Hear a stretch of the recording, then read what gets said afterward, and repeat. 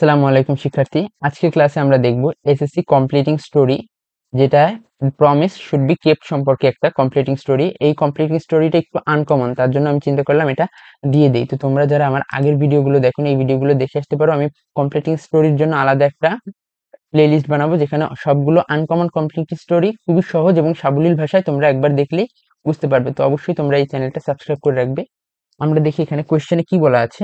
A long time এগো, অনেক দীর্ঘ সময় পূর্বে, the town of Hamelin, Hamelin শহরে ইন জার্মানি, যেটা জার্মানিতে অবস্থিত, was faced with a great problem, তারা একটা খুবই বড় সমস্যার মধ্যে দিয়ে যাচ্ছিল।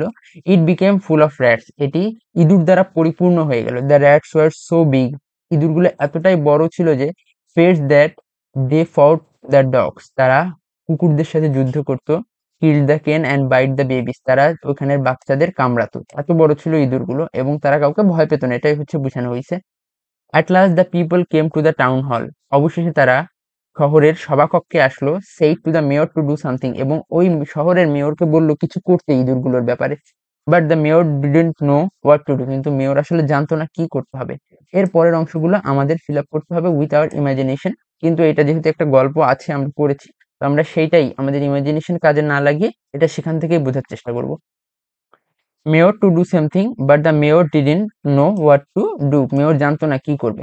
At that moment a piper came there and said, piper মানে কি এক বাঁশি বাজক বা বাঁশি বাজায়, সে আসলো এবং বলল, people call me pied piper, people আমাকে পেইড পাইপার বলে।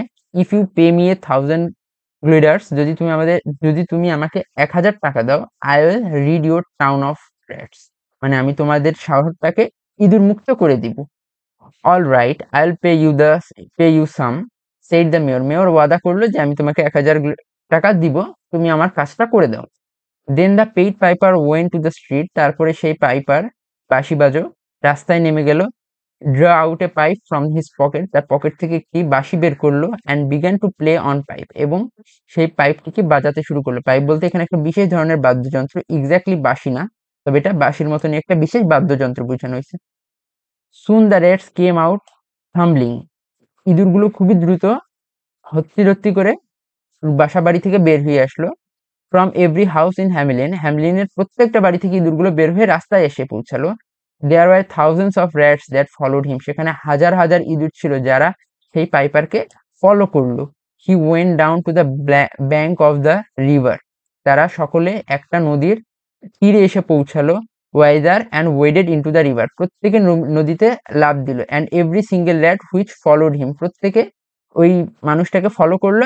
ওয়াজ ড্রোন্ড, সবাই ডুবে গেল। But the mayor refuse to pay the contracted amount of money, পরবর্তীতে সে যখন মেয়রের কাছে গেল তখন মেয়র 1,000 টাকা দিতে অস্বীকৃতি জানালো। At this the pied piper goat angry, এর ফলে সেই পেইড পাইপার অ্যাংরি বা রাগান্বিত হয়ে গেল। And played on his pipe in another tune, এবং তার ওই বাঁশিটি একটা ভিন্ন রকমের সুরে বাজাতে শুরু করলো। তো আমি এইটা ছোট করে দিব, ছোট করে দিয়ে তোমরা যেন স্ক্রিনশট নিতে পারো, ঠিক আছে। Hearing the strange tune the children came out, এবার প্রথমবার যে টিউন বাজাইছে ওই টিউনে কিন্তু ইঁদুরগুলো বের হয়ে আসছে। এবার এই যে টিউনটা বাজালো ওই সুরের মাধ্যমে বাসা বাড়ি থেকে প্রত্যেকটা বাচ্চা বেরিয়ে আসলো। অ্যান্ড ফলোড হিম, প্রত্যেকে তাকে অনুসরণ করতে শুরু করলো। The piper disappeared behind a hill, একটা পাহাড়ের কাছে এসে পাইপারটি অদৃশ্য হয়ে গেল। উইথ অল দ্য চিলড্রেন, প্রত্যেকটা বাচ্চার সাথে অদৃশ্য হয়ে গেল। And did never come back, এবং ফিরে আসলো না। তো এই গল্পটার মোরাল হবে, cheating others lead to consequences, প্রত্যেককে যদি আমরা ধোকা দিই তার জন্য আমাদের ফল আমাদেরই ভোগ করতে হবে, আর ফলটা খুবই বাজে হবে। তো তোমরা এটার অবশ্যই স্ক্রিনশট নিয়ে রাখো।